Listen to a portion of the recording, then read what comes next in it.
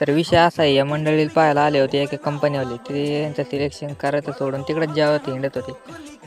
तर आपलं होतं प्रॅक्टिकल झालं, त्याच्यामुळे आपण काही ब्लॉग काढले नव्हते. पण आज आपलं प्रॅक्टिकल पूर्ण झालं, त्याच्यामुळे एक ब्लॉग होऊन जाऊन दे म्हणलं. तर आपले कार्पेंटरचे मित्र आहे का एकदम असे आत्रप चाळ करत होते, कारण की त्यांचा स्टँडअप होता. आपले सादिक भाऊ का नाही समधी लुटबुट धरून भाऊ का सकाळपासून जॉब कमी तुलाच जादा लईत होते.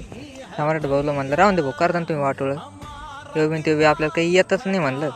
तुम्हाला काय आम्हाला नाही येत म्हणलं. आपलं गरबी होय ना, पबजीमध्ये इतके एक्सपर्ट आहे, कोणाला आणते डायरेक्ट. हे पाहिजे यांचा कार्यक्रम इकडे चालू होता. साधी होती तर लुटबुट करायला गेली.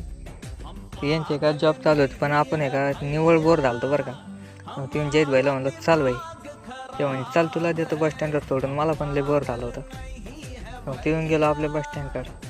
बस स्टँडवर काय बाथरूममध्ये आम्हाला भेटली देशी दारू. एक घोट घेतलं डायरेक्ट सरकात.